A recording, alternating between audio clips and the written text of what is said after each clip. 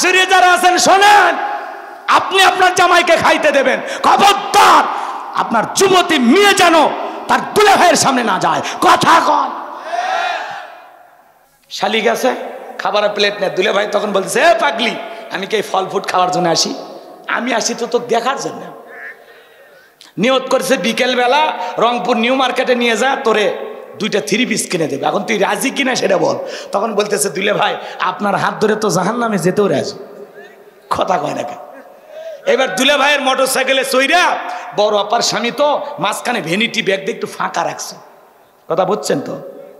এই যে রাস্তাঘাটের যে গ্যাপ, মাঝে মাঝে গ্যাপ থাকে না, ওই গ্যাপ দেখে এমন ব্রেক করছে, এক ব্রেকে শালি ফাঁকা জায়গা পূরণ করে দুলে ভাই চাপিয়ে ধরছে।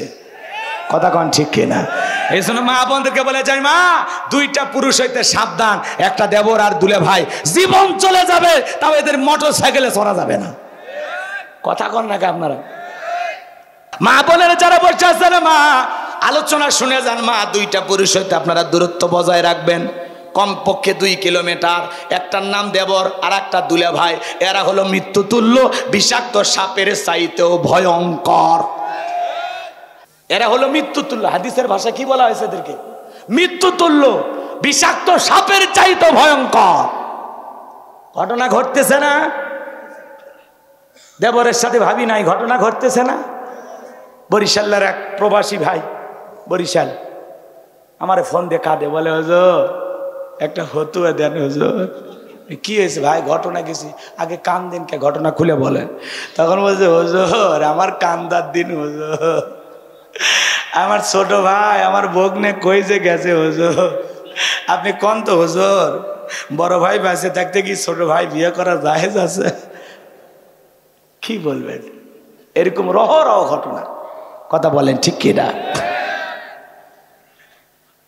দেবরের সাথে ভাবি নাই, দুলে ভাইয়ের সাথে শালি নাই, ভাগিনা উঠাও মামিকে নিয়া, শাশি ভাইকে গেছে শাশিক নিয়া।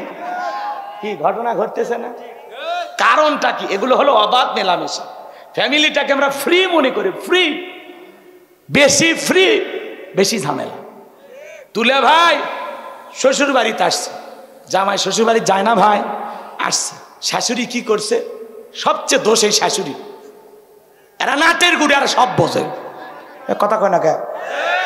আপনি খাবারের প্লেটটা সাজাইয়া 14 বছর 16 বছরের যুবতী মেয়েটাকে বলে, মা এই খাবারের প্লেটটা তো দুলে ভাইকে দিয়া, শিয়ালের কাছে মুরগি পাঠাচ্ছে। শাশুড়ি মায়ের মতো, সে দেখা করবে, জায়েজ আছে। কথা কয় না কে? শাশুড়ি জামাইয়ের কাছে যাবে, খাবারের প্লেট দিয়ে গল্প করে, বাবা জামাই তুমি কেমন আছো, ব্যবসা বাণিজ্য কেমন চলতেছে, আমার মেয়েটা কেমন আছে, আমার নাতনি কেমন আছে, বাবা নিজের শরীরের যত্ন নিও, দিন দিন চেহারাটা ভেঙে যাচ্ছে। শাশুড়ি মায়ের মতো 2টা গল্প করবে, 2টা খিলাবে, জায়েজ আছে, জায়েজ আছে। কথা কয় না? আর শালিক পেটে দিছে। কত বড় আহাম্মক এই মহিলা। কথা কন না গা? মা বোনদের আমল কম, দাম বেশি। মাত্র 4টে আমল। কয়টা? 1 নাম্বার হলো 5 ওয়াক্ত সালাত, 2 নাম্বার রমজান মাসের রোজা, 3 নাম্বার হলো স্বামীর খেদমত, 4 নাম্বার ফরজ পর্দা। এই 4টা আমল করলে মা বোনের 8টা জান্নাতের যে কোনো দরজা দিয়া জান্নাতে প্রবেশ করবে। বলুন সুবহানাল্লাহ। কিন্তু মা বোনের নামাজ পড়ে না, দেখেন না, জহর পরে আসরের সময়, আসর পরে মাগরিবের সময়, আর মাগরিবের সময় হাঁসের বাচ্চা গরু ছাগল তুলতে যায় আর শেষ। আর এসার সময় স্টার জলসা জি বাংলা ধ্বংস করছে সোনার বাংলা। অবশ্য রংপুরের মহিলারা সিরিয়াল দেখে না, এরা আঁকি পাখি কিরণমালা দেখে না। দেখে কার কার বউ দেখে? হাত তোলেন। তোমার বউ দেখে? বউ আছে না মিছে? আমি হাত তোলার সাহস পাই না, আরও তোলে। রাগ করতেছেন আপনারা? এই স্টার জলসা জি বাংলা আমাদের দেশটাকে ধ্বংস করে দিছে। এই ভারতের সিরিয়াল কিভাবে ক্রিমিনালি কইরা শাশুড়িকে ঘুমের ঔষধ খিলানো লাগে, কিভাবে শ্বশুর শাশুড়ির কাছ থেকে স্বামীকে আলাদা করা যায়, কিভাবে স্বামী আরেকটা রাইখা আরেকটার সাথে পরকীয় প্রেম করা যায়, এই স্টার জলসা জি বাংলা ধ্বংস করছে। রাগ করেন না, রাত অনেক বেশি হয়ে গেছে, আমি আপনাদেরকে কষ্ট দিতে চাচ্ছি না। বাজান খারাপ লাগে? তাহলে 5 ওয়াক্ত সালাত মা বোনের আদায় করবেন। 2 নাম্বার হলো রোজা। মা বোনের আবার রোজার বেলায় শক্ত, মাঝে মাঝে রাগ করে 3 দিন ভাত খায় না। কথা কয় না ভাই? যদি বলেন এ শেফালি ভাত খাও, কয় তুমি তোমার দরিয়া ভরাও, আমি ভাত খাবো না। 3-4 দিন ভাত খায় না, যাক অন্তত চালগুলো বেঁচে গেছে। কথা কন ঠিক কিনা? এরা কিন্তু রোজার বেলা শক্ত। মাঝে মাঝে ইমামকে জিজ্ঞাসা করে, হুজুর এই মাসে নফল রোজা আছে? কারণ এরা রোজার বেলায় খুবই শক্ত। কথা কন ঠিক কিনা? আর 3 নাম্বার স্বামীর খেদমত, এই জায়গায় এরা দুর্বল। কথা কয় না কে? স্বামীর খেদমত ঠিক মতো করতে চায় না। আপনি হয়তোবা গোসলখানায় গেছেন, হঠাৎ করে লুঙ্গি নিতে ভুলে গেছেন। যদি বলেন এ শেফালি এ গোসলে প্রবেশ করছি তো গোসলখানায় লুঙ্গিটা আনতে ভুলে গেছি, বলতেছে হ্যাঁ আমি তো এবারে দাসী, সারাটা জীবন চাইলে মারলা একটা লুঙ্গি নিয়ে যাওয়ার কথা মনে থাকে না, পঙ্গু হয়ে গেছে হাত, আর আমি সংসারে এত কাম করি। বাপরে বাপ, লুঙ্গি আপনি বিরাট বড় ভুল করছেন। আম্মাজান আয়েশা রাদিয়াল্লাহু তাআলা আনহা, শুনে যান মা বোনেরা, শুনে যান, আল্লাহ রসুল যা বলতেছেন, আয়েশা তুমি আমার জন্য গোসলের ব্যবস্থা করো। আল্লাহ রসুলের প্রত্যেকটা স্ত্রী রসুলের জন্য গোসলের ব্যবস্থা করতেন। সুবহানাল্লাহ কোন? আল্লাহ রসুলের এদিক খেয়াল করেন, তক্তার উপরে বসে গোসল করার স্বভাব ছিল। আল্লাহ রসুল তক্তার উপরে বসতেন, এরপরে গোসল করতেন। সুবহানাল্লাহ কোন? দেখেন স্বামীকে কিভাবে মহাব্বত করতে হবে। ও মা শুনে যান না, মা শোনেন মা।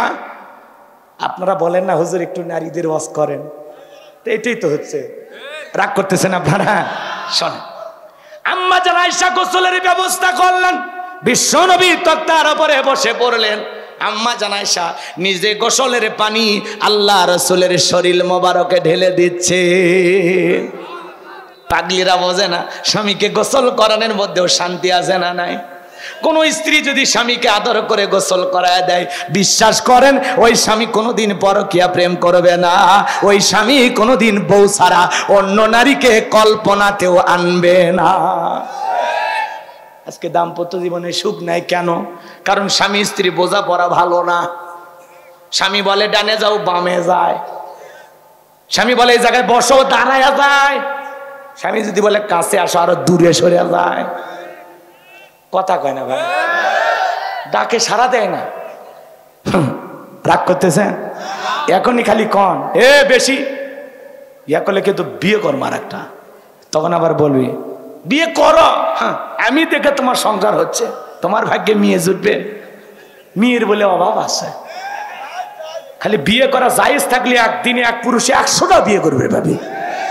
পুরুষের পাত্রীর অভাব আছে। পাগলি এই কথা বললি তো নিজের পায়ে নিজে কুড়াল মারলি।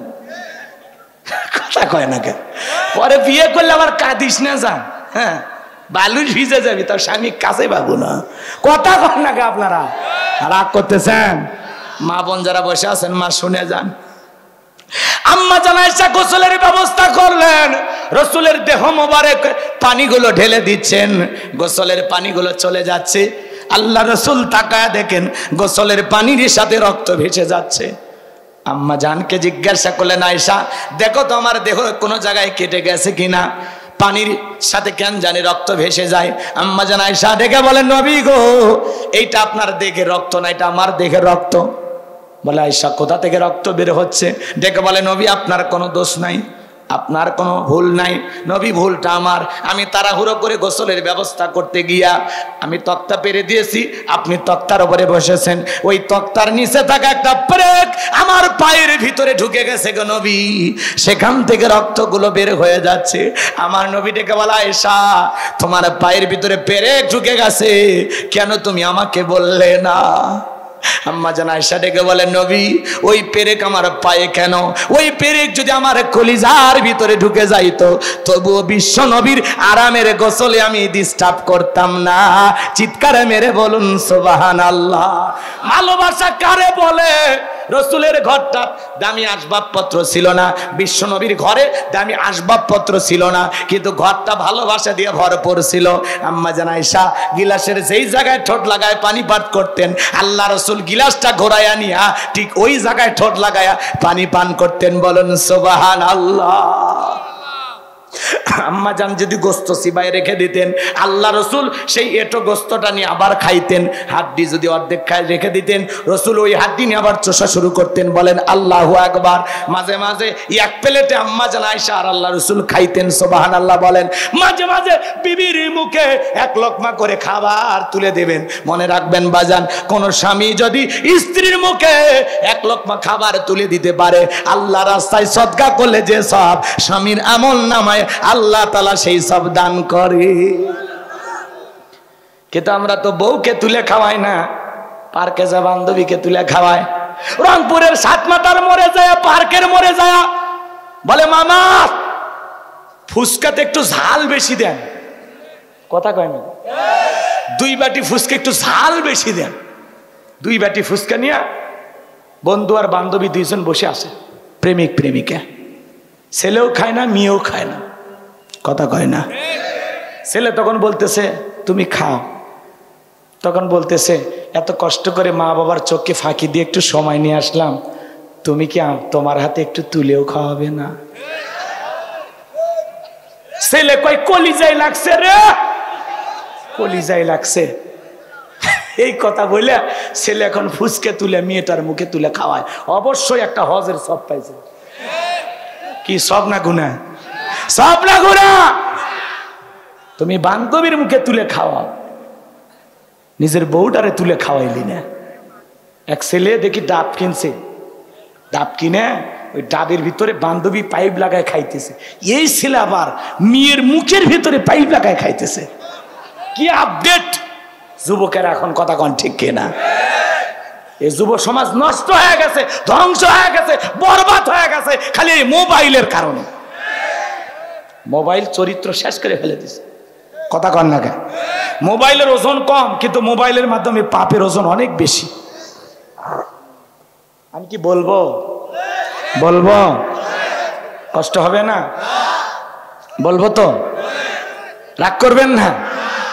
দেশে মোবাইল আইছে, চিঠি বন্ধ হইয়াছে, দিওয়ানা বানাইছে, পোলা মাইয়ার মনের কথা ভাসে বাতাসে।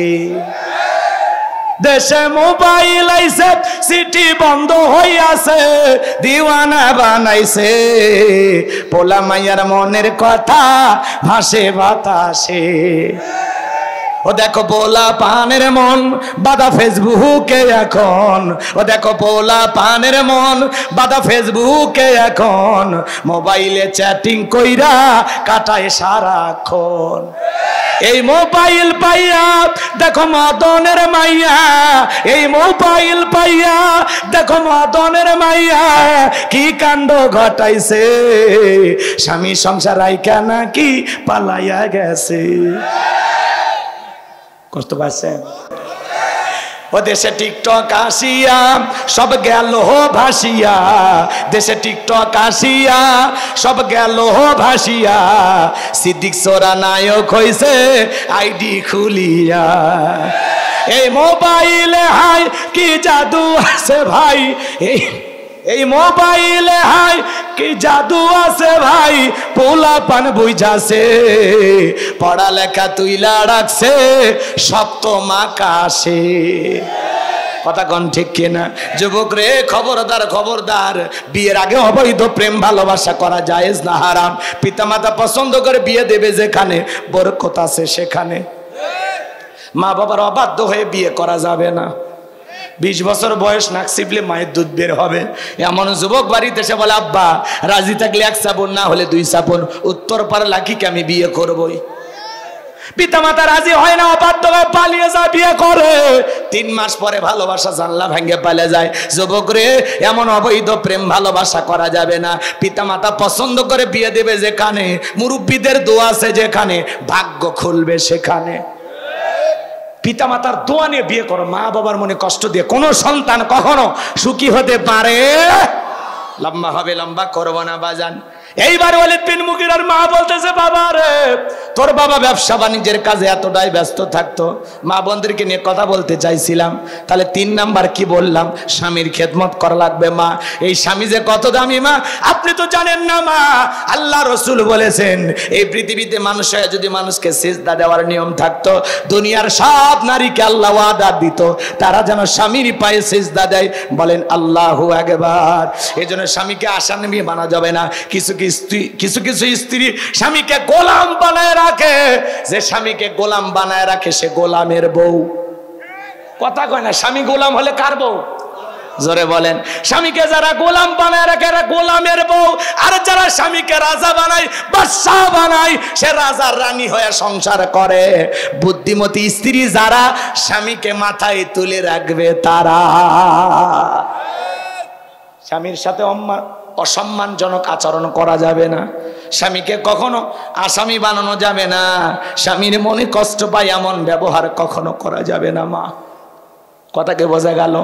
আল্লাহর হাবিব তার মেয়ে ফাতেমাকে বিদায় দিতেছে, বিয়ে হয়ে গেছে কার সাথে? আলীর সাথে। কথা কন না?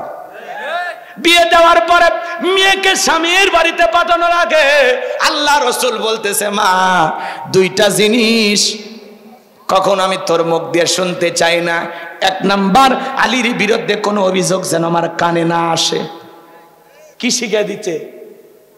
তোরে স্বামীর ঘরে পাঠাচ্ছি মা ফাতেমা, আলীর বিরুদ্ধে কোনো অভিযোগ আমার কানে যেন না আসে। আর 2 নাম্বার, আলী কষ্ট পায় এমন কাজ কখনো তুমি করবা না। এরকম বাবা কি আমরা হতে পারছি? আমরা মেয়েকে বিদায় দিয়েছি, স্যার বলে সকিনা, হ্যাঁ ঝামেলা হলে বাপের বাড়ি চলে আসবে।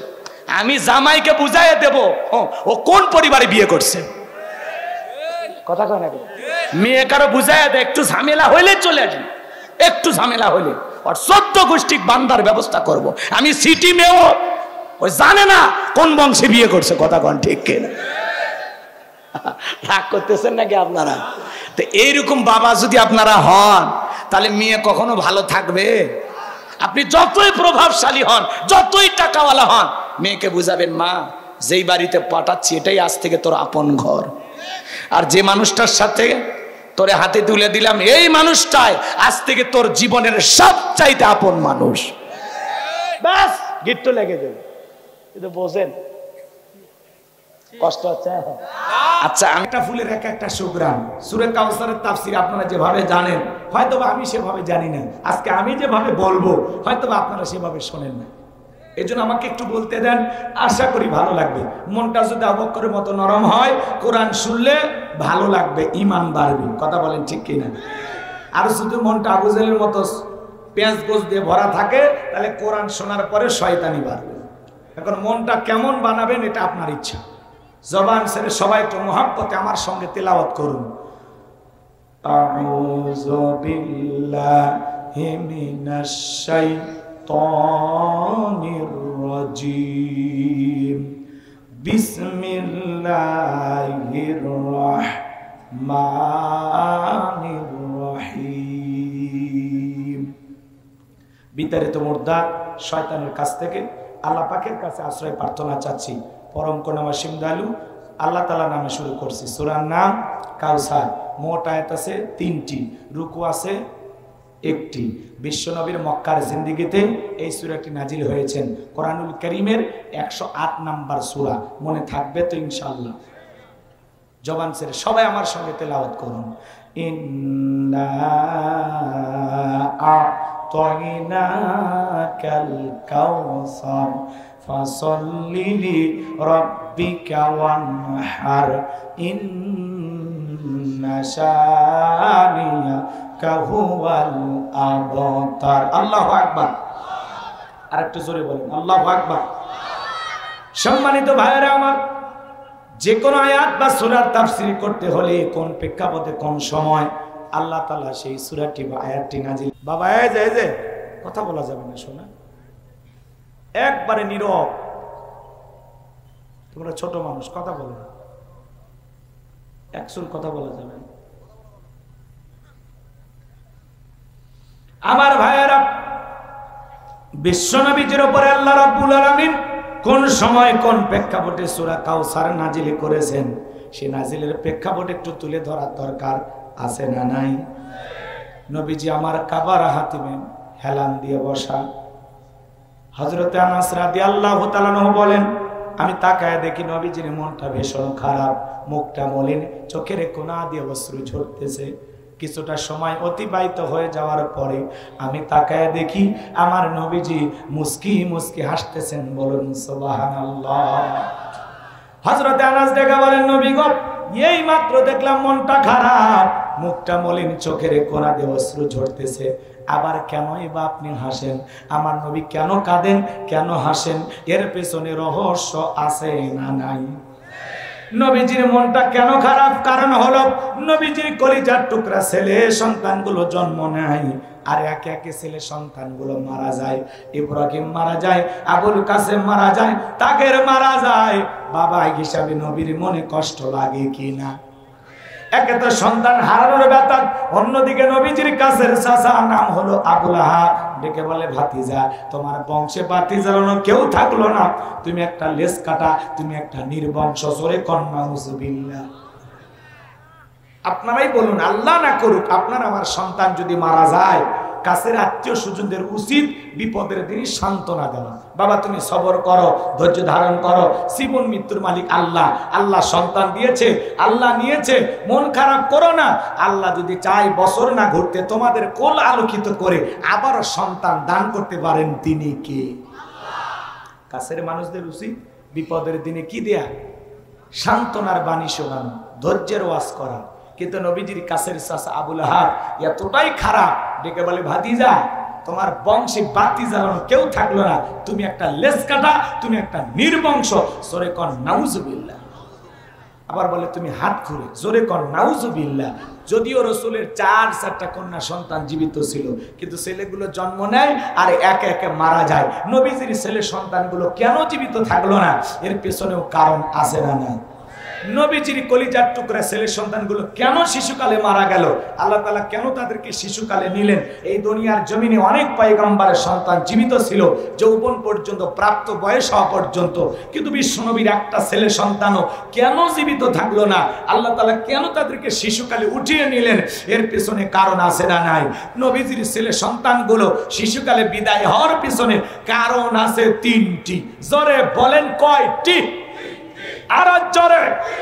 নবীজির উম্মত হিসেবে জানতে মনে চায় না কি সেই 3টি কারণ, কি সেই 3টি রহস্য? কারা কারা শুনবেন হাত তোলেন তো দেখি। লিল্লাহি তাকবীর। হাত নামান, মাঝে মাঝে হাত তোলা লাগবে, তাহলে ঘুম আসবে না। ঠিক আছে তো?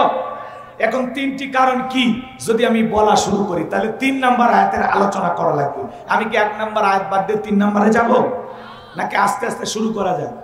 ধৈর্য আছে তো ভাই? আমার ভাইয়েরা, একে তো সন্তান হারানোর ব্যথা, আপন মানুষদের সমালোচনা, নবীজি মনে মনে অনেক কষ্ট পায়। অন্যদিকে সাহাবা ইকরাম যারা ইসলাম ধর্ম গ্রহণ করে, কাফের বেঈমানরা তাদের উপর নির্যাতন জুলুমের স্টিম রোলার চালায়। হযরতে বেলাল তখনও কালেমা পড়ে মুসলমান হন নাই। নবীজি রাতের বেলায় দারুল আরকামে বসা। হযরতে বেলাল বিশ্বনবীর দরবারে উপস্থিত হয়ে গেলেন। নবীজির চেহারার দিকে তাকাইয়া হযরত বেলাল ডেকে বলেন, নবী গো, আপনার চাইতে সুন্দর মানুষ আমি জীবনে কোনোদিন দেখি না। একটু জোরে বলেন না সুবহানাল্লাহ। আপনার আমার নবী কতটা সুন্দর ছিলেন জানেন? হযরতে জাবির রাদিয়াল্লাহু তাআলা বলেন, পূর্ণিমার রাত আমি রাসূলের বাড়িতে গিয়েছিলাম, সেদিন দেখেছিলাম চাঁদ উদয় হয়েছে 2টা, একটা চাঁদ আসমানে আর একটা চাঁদ জমিনে।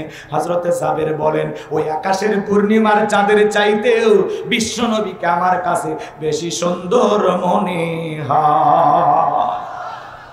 আম্মা জান আয়েশা ডেকে বলেন, যারা ইউসুফ নবীর চেহারার দিকে তাকাইয়া মিশরের নারীরা ফল কাটতে গিয়ে আঙ্গুল কেটে ফেলে দিয়েছিল, ওরা যদি বিশ্ব নবীর চেহারার দিকে তাকাইতো, শুধুমাত্র আঙ্গুল নয়, আঙ্গুল কাটতে কাটতে, হাত কাটতে কাটতে কখন যে নিজের কলেজা কেটে দুভাগ করে দিত, মুহূর্তের জন্য টের পাইতো না। আপনার আমার নবী এতটাই সুন্দর। আম্মা জান আয়েশা আরো বলেন, ও দুনিয়ার মানুষ, তোমাদের একটা সূর্য আছে, আমি আয়েশার একটা সূর্য আছে। তোমাদের সূর্য উদয় হয় দিনের বেলায়, আর আমি আয়েশার সূর্য উদয় হয় রাতের বেলায়। আম্মা জান আয়েশা বলতেছেন, আমি একদিন রাতের বেলায় সেলাইয়ের কাজ করতেছিলাম, হাত থেকে সুইটা পড়ে গেল, বাতিতে কোনো তেল ছিল না, বাতি জ্বালাইতে পারলাম না, অপেক্ষায় আমি বইসা থাকলাম। বিশ্বনবী যখন এশার সালাত আদায় করার পরে ঘরের ভিতর প্রবেশ করলেন, নবীজি ঘরে ঢুকে সর্বপ্রথম আম্মা জান আয়েশাকে সালাম দিলেন। নবীজি ঘরে ঢুকে স্ত্রীকে কি দিলেন? আপনি আমি যখন ঘরে ঢুকবো, বিবিকে সালাম দেওয়ার দরকার আছে না নাই? স্ত্রীকে সালাম দেওয়া রাসূলের সুন্নাত। বাড়ির ভিতরে যখন প্রবেশ করবেন, বউকে সালাম দিবেন, আসসালামু আলাইকুম রহিমা, কেমন আছো সোনা? ঘরের দরজাটা খোলো না, আমি তোমার লিটনের বাপ, তোমার দিওয়ানা। বউ খুশি হয়ে দরজা খুলবে, কথা বলেন ঠিক কি না? কিন্তু আমাদের ব্যবহারে তো মিষ্টি না। বাড়ির দরজা যে চিৎকার মারে ডাক দেয়, এ রুবেলের মারে দরজা খোল, বেশি দেরি হলে দরজা ভাঙ্গে ফেলে দিয়া, আজ তোর পিঠের ওপর কি যে হবি রে। ভিতর থেকে বউ বলে, এটা স্বামী না সেকেন্ড আশ্রাই। কথা কোন ঠিক না? বাড়িতে যা বউকে সালাম দিবেন, সালাম আছে যেখানে শান্তি আছে, সালাম আছে যেখানে সমাধান আছে। বাড়িতে ঢুকে স্বামী কিছু বলে না, বউ কিছু বলে না, দুইজনই বোবা।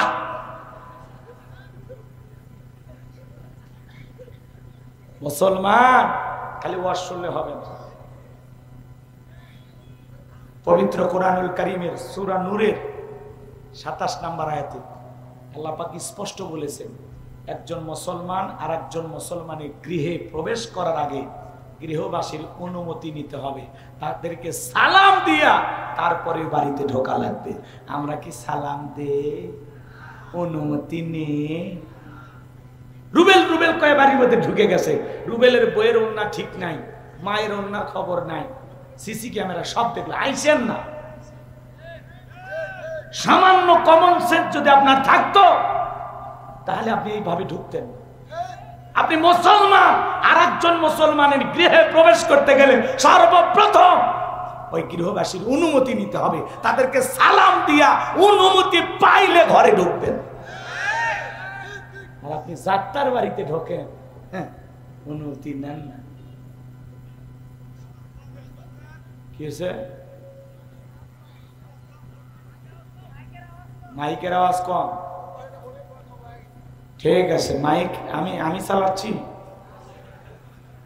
এই আওয়াজ ঠিক করে। মাইক এলারা দোয়া টোর পর বাবা, জিকির টিকির আওয়াজ কমে যাচ্ছে।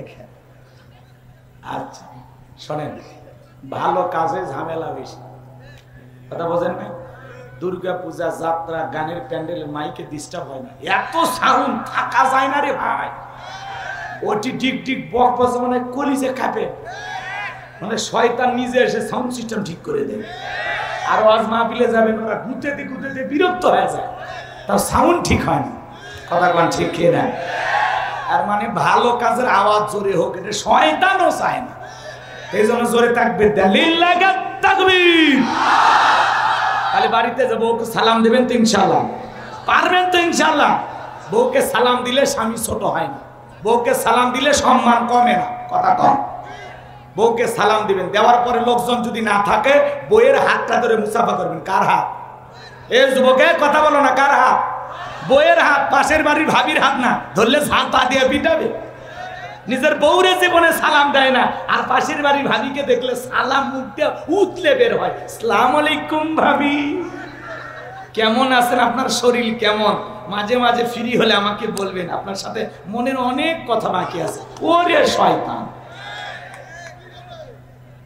নিজের বউরে ভালো লাগে না, পাশের বাড়ির ভাবিরে ভালো লাগে না। খবর আছে, খবর আছে। হ্যাঁ, অনেকে বলতে যে হুজুর কেমনে জানলো?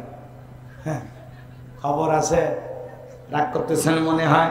এ বাজান লম্বা আমি করব না, যে কথা বলতে চাচ্ছিলাম, বউকে সালাম দিবেন, লোকজন না থাকলে বউয়ের হাত ধরে মুসাফা করবেন। একেবারে যদি ময়দান ফাঁকা থাকে, কোলাকুলিও সেরে নেবেন। পারবেন তো ইনশাআল্লাহ?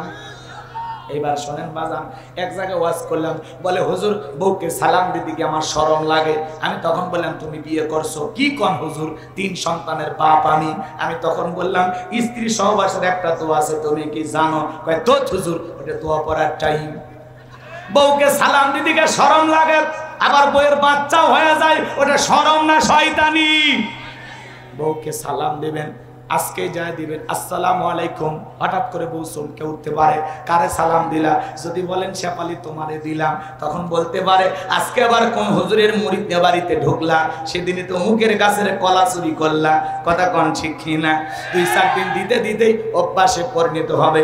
আপনারা যদি দাম্পত্য জীবনে সুখ পেতে চান, শান্তি পেতে চান, ঘরের অশান্তি দূর করতে চান, আজকে দাম্পত্য জীবনে সুখ নাই, শান্তি নাই, ঘরে জ্বালা বাইরে জ্বালা, জীবনটা ফালা ফালা। কথা বলেন ঠিক কিনা? যদি দাম্পত্য জীবনের সুখ আর শান্তি পেতে চান, রাসূলের 4টা সুন্নাত প্রত্যেকটা ঘরে আমল করা লাগবে। কয়টা সুন্নাত? জোরে বলেন কয়টা? দাম্পত্য জীবনে কোনো অশান্তি থাকবে না, শান্তি পাওয়ার গ্যারান্টি দেব। কয়টা সুন্নাত? কয়টা সুন্নাত? রাসূলের 4টা রোমান্টিক সুন্নাত আছে বাজান। কি সেই 4টি সুন্নাত? যদি আমি বলতে চাই আলোচনা এলোমেলো হয়ে যাবে, শেষের দিকে মনে করায় দেবেন। যদি ধৈর্য থাকে, সময় থাকে, বলার চেষ্টা করব ইনশাআল্লাহ। আমার ভাইয়েরা এইবার শোনেন, আম্মা জান আয়েশা ডেকে বলেন, নবীজি ঘরের ভিতরে প্রবেশ করলেন, নবীজির চেহারার আলোতে সুইটা কই পড়ে আছে আমি পরিষ্কার দেখতে পেয়েছি। কেমন নবী পাইছি, নবীর সম্মান মর্যাদা কত। এক জায়গায় যা বললাম, ভাই বলেন তো আমাদের নবীর নাম কি? বলে হুজুর আব্দুল কাদের জিলানী। পীর সাহেবের নাম মুখস্থ আছে, কিন্তু কপাল পরা রাসূলের নামটা বলতে পারে না। আমার আপনার নবীর সম্মান মর্যাদা কত জানেন?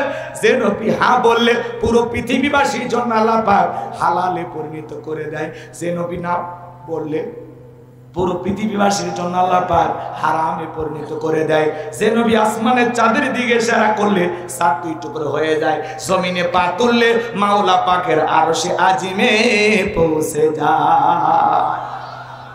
যেই নবী আসমানের এদিক খেয়াল করেন, জমিনে পথ চললে আসমানের মেঘ এসে ছায়া প্রদান করতো, সেই নবীর চেহারার উপরে মশা মাছি পড়া হারাম।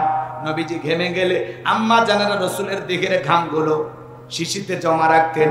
বিশেষ দিনে রাসূলের দিকের ঘামগুলো সুগন্ধি হিসাবে ব্যবহার করা হতো। কেমন নবী পাইছি, কেমন নবী! যে নবী, যে ছাগলের স্তনে দুধ নাই, রাসূল যদি হাত লাগায় দিতেন দুধে পরিপূর্ণ হয়ে যেত। যে খাবার 2-3 জন মানুষ খাবে, ওই খাবারে যদি বিশ্ব নবীর হাতটা লেগে যেত, শত শত মানুষ খাবার খেয়েও যেমন খাবার তেমনি থাকতো। যেই নবীর চেহারার দিকে তাকাইলে ক্ষুধা নিবারণ হয়ে যাইতো। আল্লাহু আকবার। সেই নবীর কাছে হযরতে বেলাল ডেকে বলেন, নবী আপনার চাইতে সুন্দর মানুষ আমি জীবনে কোনোদিন দেখি নাই। নবী গো, আপনি কালেমার দাওয়াত দেন, ইসলামের প্রচার প্রসার করেন, দয়া করে আমার একটু কালেমা পড়ে মুসলমান বানায় দেন। বিশ্ব নবী হযরত বেলালকে কালেমা পড়া দিলেন, লা ইলাহা ইল্লাল্লাহু মুহাম্মাদুর রাসূলুল্লাহ সাল্লাল্লাহু আলাইহি ওয়াসাল্লাম। হযরত বেলাল কালেমা পড়ে মুসলমান হয়ে গেল। আমার নবী ডেকে বলে, বেলাল ইসলামের অবস্থা এখন ভালো না, কালেমা পড়েছো আপাতত প্রকাশ করা যাবে না। আপনারা বলেন তো বাজান, ইসলামের অবস্থা কি সব সময় ভালো থাকে? আজও তাম পৃথিবীর দিকে তাকায় দেখেন, ওই জালেমদের টার্গেট ইসলাম আর মুসলমানকে বিদায় করা। আজও ফিলিস্তিনের জমিনে মুসলমানের রক্ত নিয়ে খেলা করে নেতানিয়াহু ইহুদি জালেমেরা। কথা বলেন না কেন? আজও কাশ্মীরে মুসলমানের রক্ত নিয়ে খেলা করে। আজও ভারতে গরুর গোশত খাবার অপরাধে মুসলমানকে জীবন দিতে হয়। উইঘুরের মুসলমানদের, চীনের উইঘুরের মুসলমানদেরকে ধরে নিয়ে যায়, উলঙ্গ কইরা তেগের ভিতরে গুলি বর্ষণ করে হত্যা করা হয়, করাত দিয়া সেরা হয়। মুসলমানকে উলঙ্গ করে কয়েকটা টুকরো করে তারা হত্যা করে। সরে কন্যা উজুবিল্লাহ। ওই ঘরের মুসলমানেরা রমজানে রোজা রাখলে জোর করে ধরে নিয়ে যা মুখের ভিতরে দিনের বেলায় মদ ঢোকায়া দিত। শুধু কি তাই, মুসলমানেরা মসজিদে সালাত আদায় করে কয়েক বোতল মদ এরকম সিটে সিটে মসজিদের ভিতরে ঢোকায়া দিত। তাহলে আজও মুসলমানদের অবস্থা ভালো না খারাপ? জোরে বলেন। মনে রাখবেন বাজান গরমাত, যুগে যুগে ইমানদার মুসলমানদের উপরে নির্যাতন জুলুম যারা করেছে ওদের পরিণতি কিন্তু ভালো হয় নাই। নমরুদ ফেরাউনের যেমন বিদায় হয়েছে, আজ যারা পৃথিবীর জমিনে মুসলমানের রক্ত নিয়ে খেলা করবে, নমরুদ ফেরাউনের চাইতে তাদের জীবনের কঠিন পরিণতি অপেক্ষা করতেছে। মুসলমানদের শেষ পরিণতি হলো বিজয়, আর জালেমদের শেষ পরিণতি হলো পরাজয়। কথা বলেন না কেন? জালেমেরা কখনো সফল হতে পারে? জালেমদের উপরে আল্লাহর সাহায্য নাই, মাজলুমদের উপরে আল্লাহর সাহায্য আছে। কথা বলেন।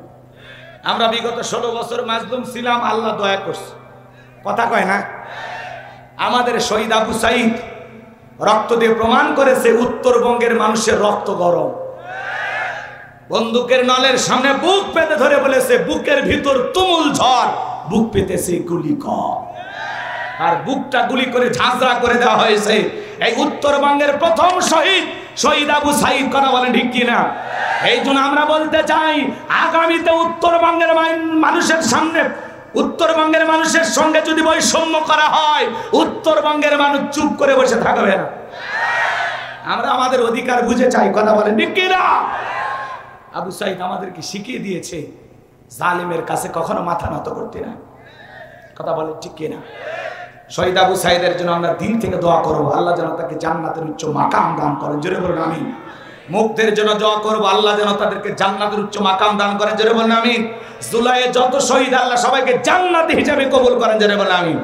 এখনো হাসপাতালের বেডে শুয়ে যারা ক্ষত বিক্ষত দেহ নিয়ে, গুলি নিয়ে যারা এখনো কষ্টে দিন পার করতেছে, আল্লাহ যেন তাদেরকে শেফায়ে কামিল আজলা দান করেন। জোরে বলুন আমিন।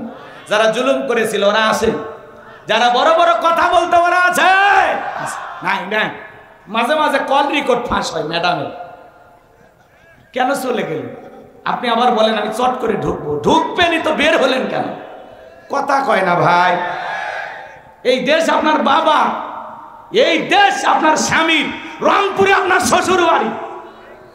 আপনি আসেন, কথা কয় না কেন? অভিমান করে চলে গেলেন, রাগ করতেছেন?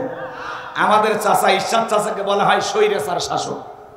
আমাদের ইরশাদ চাচা ক্ষমতা থেকে পদত্যাগ করে জেলে গেছে, তাও দেশ ছাড়েনি। জিনিস একটা নেতা হলে কারে বলা লাগে? ইরশাদ চাচা থেকে শেখা লাগে। চাচা দেশ ছেড়ে পালায়নি, জেলে গেছে, তা জনগণক ছাড়েনি। কথা কয়। বিএনপির নেত্রী বেগম খালেদা জিয়া কত বছর ধরে অসুস্থ, দেশের বাইরে গেছে, জেলও খাটছে, এখনো দেশে আছে। নেত্রী হলে, নেতা হলে ভাঙা যাবে না। কথা কম কি হওয়া লাগবে, ভাগি নেতা হওয়া যাবে না। অবস্থা বেগতি দেখে পালিয়ে যায়, এরা নেতা না। নিজের জীবনটা আগে দেখলেন। জনগণ আপনাকে কোটি কোটি জনগণ মহব্বত করে, তাদের কথা চিন্তা করলেন না? আপনি কেমন মা, সন্তানদেরকে বিপদে ফেলে পালিয়ে গেলেন। আবার বলে আমি আসবো। আসবে নিতে গেলেন কেন? কথা কেন না? ববু আইবা, তুমি আইবা গো, সেই দিন আইসা বুবু ক্ষমতা পাইবা না। ববু আইবা, তুমি আইবা গো, সেই দিন আইসা বুবু ক্ষমতা পাইবা না। খোঁজ নাই বহু কাদের কাকার, অবস্থা খারাপ দরবেশ বাবার, হাউ নাঙ্কেল এখন সামনেও আসে না। না থাক, বলবো না, কষ্ট চান না। এগুলো বললে অনেকে মন খারাপ করে। 16 বছরের মায়া তো আর কাটে না সহজে। কথা কি বুঝছেন? খোঁজ নাই কাদের কাকার, উনি নাকি এখন আসামি আছে। ওবায়দুল কাদেরের তথ্য পাওয়া যাচ্ছে আসামে আছে। উনি ওনার নেত্রীর সাথে দেখা করার জন্য খুব চেষ্টা করতেছেন। ওনারা দুইজনে একটু মিলিত হতে চায়। ওনাদের মনের ভিতরে অনেক কথা জমে আছে। ভবিষ্যৎ কি প্ল্যান করে বাংলাদেশে ঢোকা যায়, এই চিন্তা ভাবনায় তারা মগ্ন আছে। আমরা বলবো এত চিন্তা করার কোনো দরকার নাই। আগামী শুক্রবারই বাংলাদেশে আসেন, আপনার তারিখ দিলাম, আমরা আসেন। কথা কয় না কে? এদেশের 18 কোটি মানুষের 36 কোটি চোখ তাকিয়ে আছে, আপনি আসেন। কেন অভিমান করে গেলেন? কি দরকার ছিল যাওয়ার? কথা বলেন ঠিক কিনা? খোঁজ নাই বহু কাদের কাকা, এখন নাকি আসামে আছে। আসাম মানে কই ভারতে, কথা কয় না কেন, বোঝেন না? আসামে আমি ওয়াজ করেছি, আসামের কোকরাঝাড় একটা জায়গার নাম, সে জায়গা আমি বয়ান করে আসছি। আসাম, তারপরে আপনার উত্তর 24 পরগনা, দক্ষিণ 24 পরগনা, উত্তর দিনাজপুর, দক্ষিণ দিনাজপুর, পূর্ব মেদিনীপুর, পশ্চিম মেদিনীপুর, বাঁকুড়া, হাওড়া, এগুলো জায়গাতে আমি অনেক জায়গায় বয়ান করছি। ভারতের 12টা জেলা আমি সফর করেছি, 47টা প্রোগ্রাম করেছি। এখন দাদারা খুব রাগ করে, যেতে দেয় না। আমরা নাকি ধর্ম প্রচার করতে যাই, তো ধর্ম প্রচার করলে তোমার সমস্যাটা কি? ওরা ভয় পায়, সব যদি মুসলমান হয়ে যায় ভয় পায়। এত বড় টিপ পরা এক মহিলা ইমিগ্রেশনে বসে আছে, আমার দিকে বলতেছে আপনি তো ফেমাস। কেমনে ছিলেন, আপনি তো অমুসলিম নারী। তখন বলতেছে থামেন, ইউটিউবে সার্চ দিল, কম্পিউটারে সার্চ দিয়ে সব চলে আসছে। বলতেছে এই যে আপনি গোলাম রব্বানী না, আপনি তো আমাদের দেশে এসে ওয়াজ করে কিছু হাদিয়া পাচ্ছেন, সেই টাকা নিয়ে যাচ্ছেন, আমরা সব তথ্য পাইছি। হিন্দু মহিলা, সেও আমার ওয়াজ শুনে বলতেছে এই যে। তখন আমারে বলতেছে আপনি বিশ্বের অনেক দেশে যান, সব দেশে যায়, যখন দেখবো আপনার পাসপোর্ট অনেক ভারী হয়ে গেছে, তখন আর আমরাও আপনাকে ঢুকতে বাধা দেব না, আপনি তখন আসবেন। আমি তখন মনে নিয়ত করে আসছি যে তোদের দেশে আমার বিরক্ত হচ্ছেন। দাদা রাজনীতি কিন্তু আমাদের কাছ থেকে শিখছে। দাদা এত পাকা ছিল না, দাদাকে আমরাই পাকা খেলোয়াড় বানাইছি। হ্যাঁ, বুঝিচ্ছেন না? আপনারে বেশি ক্লিয়ার করলে বুঝে ফেলে দেবেন। হ্যাঁ, একটু অল্পতে বোঝেন, রাগ করতেছেন আপনারা।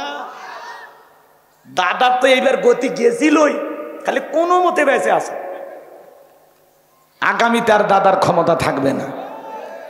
বাংলাদেশের সাথে এমনি মুখে মুখে বলে বন্ধুত্ব, তো বন্ধুত্ব আছে, তা ওই দেশে যেতে বাধা দাও কে? তোমরা আসবে আমরা যাব, এই তো বন্ধুত্ব। নিজে ইলিশ নিবা, আম নিবা, আর আমাদের বেলায় হিসাব নিকাশ করো না। কষ্ট হচ্ছে আপনাদের? মন খারাপ করতেছেন? খোঁজ নাই বউ কাদের কাকার, অবস্থা খারাপ দরবেশ বাবার, হাও না গেলে এখন সামনে আসে না। নেতা কর্মী সব জেলের ভিতর, আমি আসি ডরের ওপর, কখন জানি আসে গ্রেপ্তারি পরোয়ানা। বুবু আইবা তুমি আইবা গো, সেই দিন আইসা বুবু ক্ষমতা পাইবা না। বুবু আইবা তুমি আইবা গো, সেই দিন আইসা বুবু ক্ষমতা পাইবা না। ক্ষমতার চেয়ার থেকে নামা সহজ, কিন্তু ওই চেয়ারে ওঠা কঠিন। কথা বল ঠিক কিনা? আর আমরা বলতে চাই, ডক্টর ইউনূস সাহেবকে বলতে চাই, আপনি মাজা সোজা করে দাঁড়ান। যে সে আন্দোলন করবে আর সে আন্দোলন সমর্থন করবেন, অত দরদ দেখালে চলবে না। বলে দেন আগামী 3-4 বছর কোনো আন্দোলন করা যাবে না। যদি দেশকে পরিবর্তন করতে চান, আর যদি না পারেন দ্রুত নির্বাচন দিয়ে আপনারা সরে যান। কথা বলেন ঠিক কিনা? কারণ আপনি যেমন তেমন ভাবে ক্ষমতায় আসেন নাই। এই দেশের তরুণ যুবক শিশুদের রক্তের উপরে দাঁড়িয়ে আপনি ক্ষমতার চেয়ারে বসেছেন। আপনি মাজা সোজা করে দাঁড়ান, আপনার গায়ে ফুলের টোকা দেওয়ার সাহস কারো হবে না। কারণ আপনি ব্যর্থ হলে পুরো বাংলাদেশের মানুষ ব্যর্থ হবে। আগামীতে আরো কোন স্বৈরাচার, কোন জালেম মাথা চারা দিয়ে বাংলার মস্তকে বসুক, এটা আমরা চাই না। কথা বলে ঠিক। আর যাই হোক, পুরুষ প্রধানমন্ত্রী চাই। কথা কন, রাগ করতেছেন? সিদ্ধান্ত নেন। আমেরিকার 47তম প্রেসিডেন্ট হলো ডোনাল্ড ট্রাম্প।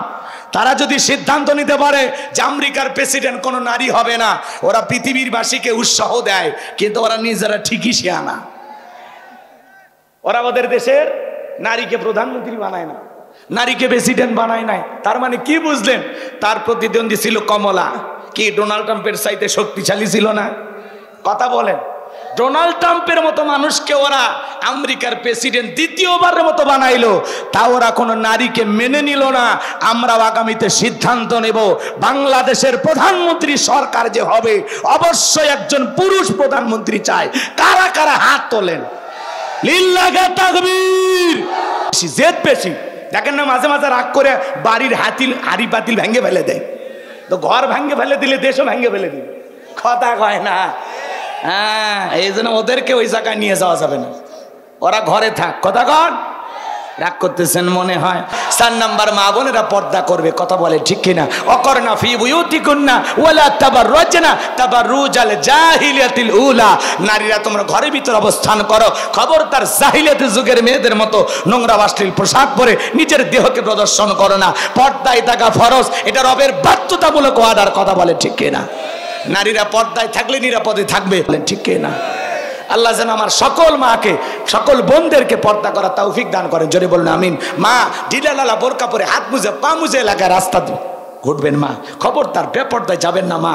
এই বেপর্দায় চললে আপনার শরীরে আপত্তিকর জায়গাগুলো অন্য পুরুষের চোখে আকর্ষণীয় করে তুলে ধরলে মা তারও গুনাহ হবে, আপনারও গুনাহ হবে, কথা বলে ঠিক কিনা?